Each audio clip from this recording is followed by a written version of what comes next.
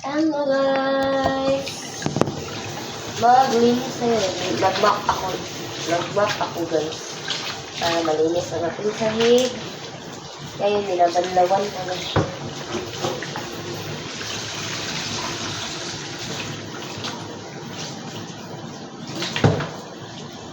Hindi naman madumi yung sahig namin guys. Kasi lagi naman namin nilinis. Kaya wala siyang masyadong eme. Pero kailangan natin linisan para maliit. Para hindi siya madumi, hindi siya diba? Perfect! So, patulo muna natin ito saglit. Diyan. Kasi nag-mop tayo dito. Tignan niya. All over the world. Yan! Basa pa yan guys. Oh. Doon at doon sa lahat ng sahig nilinis namin. Ayan, so far ano pa guys, mingaw pa or konti pa lang yung nabenta. Okay. Wala, sobrang walang tao guys, walang pumasok. So baka mamaya, kasi kagabi yung mga busy ko na is yung gabi na, mga hapon, mga 5 to 8, ganun. So, hoping na marami tayong benta mamaya guys, kay syempre naman, no, para sa atin din naman yun. Wala tayong benta, wala din tayong sasahurin, walang kikitain yung amo natin, diba? Kaya ganun lang, tulungan lang. So, mamaya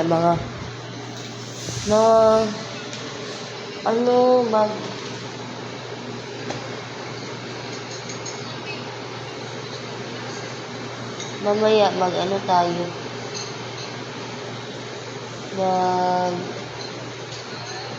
Bayan.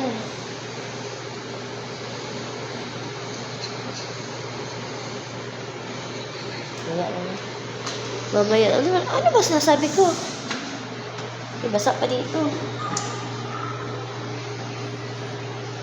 Yan, ang aming binibenta. Croissant siya, guys.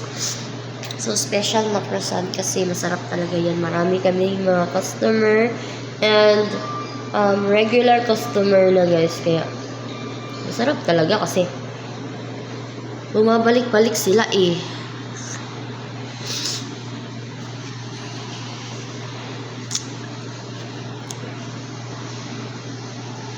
Ayan. So, alam niyo ba na maaga ako nagpunta dito guys, kay hindi ko na send, as you see sa first upload natin ngayong araw is ayun nga yung caption, hindi ako nakapag-report sa aking bossing, kaya nalimutan ko talaga guys.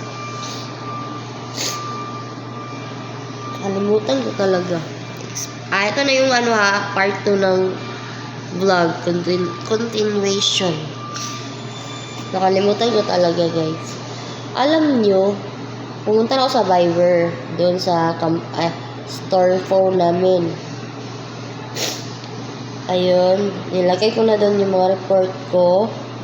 Isisend na lang guys kasi 9 PM kami magsisend ng report eh. Isisend ko na lang, nakalimutan pa. Nitong umaga na lang ako naghahanda akong baon ng anak ko. Alam my God, hindi ko na-send pala.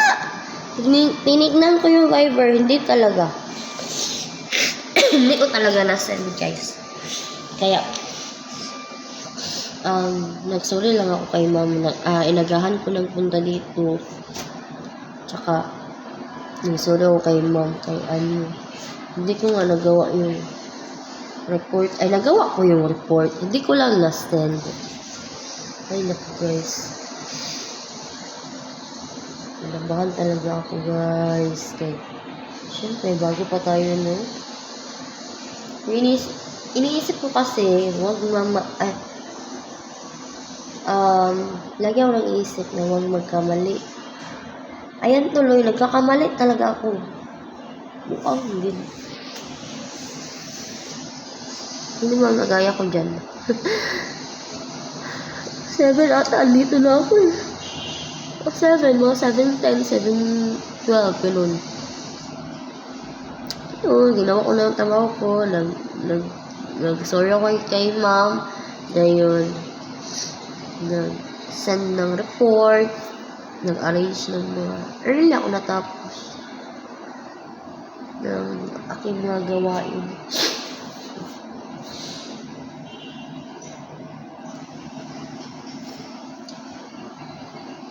Wala na akong benta ngayon guys. Saan ang mga tao ngayon? May coffee maker. Coffee machine. Nating picture. Salamin. Wala guys. Yan sila sa labas. Masipon ko, hindi pa rin maayos-ayos or ewan ko ba? Anong nangyayari sa aking sipon? That is so... Ayun, napa-music ako dito kayo. Grabe naman katahimikan sa mundo. Magkakape tayo ngayon guys ha. Mga 4 siguro. Grabe, wala pa talaga. 2 minutes lang yung benta ko ngayong araw. Kaya sana, pumasok na kayo, mga madam. Nanisipon talaga ako, guys. Uy, giloko.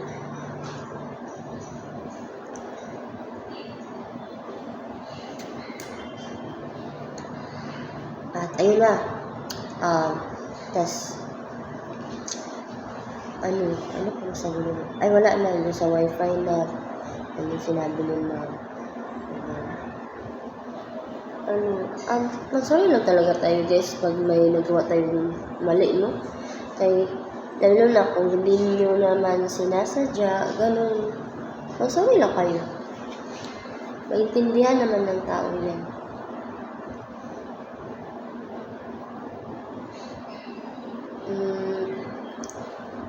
Gulat kaya anak ko, ma, ang aga mo naman nagising. Lagi ang aalis. Oo, kay may nakalimutan ako. Sabay na kaming lumabas. Kanina. Nagsakay siya. Iba lang yung sinakyan niya. Kaya pang school man yun doon sa sinakyan niya. Tapos yung ako naman dito lang sa right terminal lang. Shuttle. At papuntang SM. Exam nila kahapon, summative exam. So, pass naman siya. So, good job, my love. Meron pa ata ngayon. Ay, mat pa naman yun. Pero kaya ng anak ko yan. Siyempre.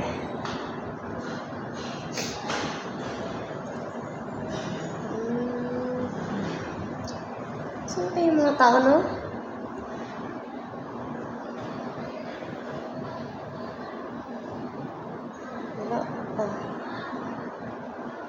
Wala kaya yung mga tao sa kalibutan, sa North Ring. Pero kahapon guys, hapon na din ako na ay, hindi, kahapon iba yun, come and go lang yung customer namin. As in, come and go lang talaga. Pero, marami silang pumasok. Kasi yung last na customer ko is marami siyang binili. Dalawa sila.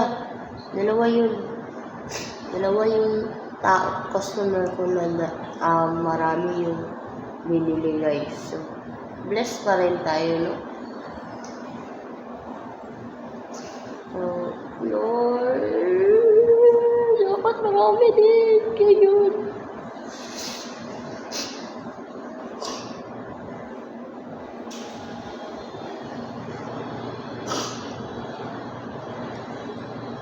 minsan ba napapaisip kayo na ano, na bakit ang hindi.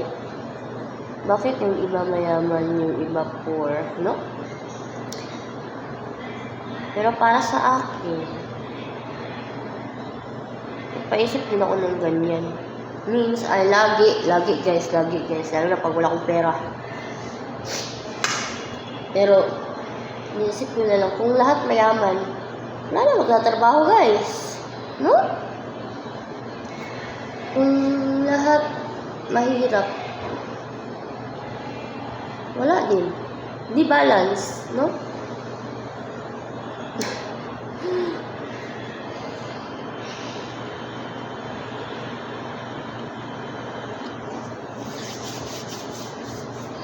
Di balance, kailangan balance lang ang buhay.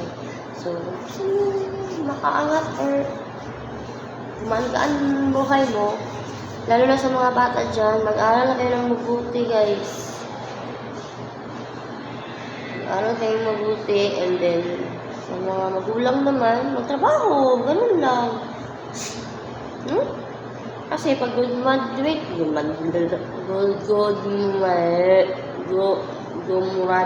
na yung mga anak nyo, depende na yun sa mga anak nyo, no? Kung magbibigay yung anak nyo sa inyo, lalo na maging successful yung anak nyo. Depende na yun sa mga anak. Kasi hindi naman obligasyon ng mga anak na buhayin yung mga magulang nila. Pero obligasyon ng mga magulang na paaralin yung mga anak nila. Ganun yun guys.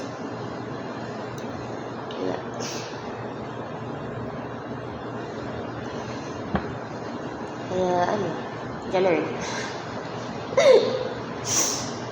So, ewan ko kung naintindihan niyo ako guys, kay yung sipon ko, inuok ko Lord tabang.